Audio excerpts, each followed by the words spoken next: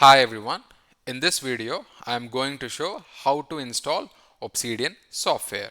So this is the software that we have downloaded before. I am going to simply click on it. Okay, it says please select whether you wish to make this software available to all users or just yourself.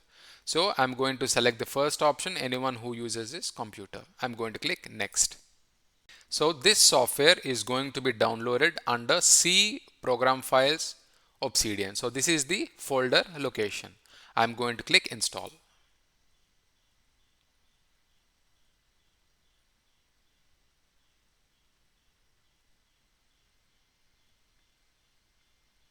This might take a minute or two. Okay, seems like Obsidian is installed successfully. It says run Obsidian. I'm going to click on finish.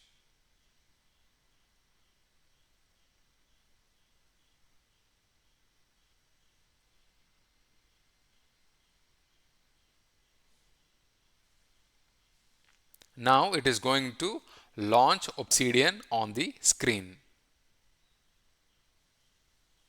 Okay, if you see now, Obsidian has been installed successfully and it is showing the first screen or the interface on the desktop.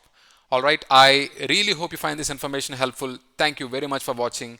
I will catch you in the next video. Bye bye.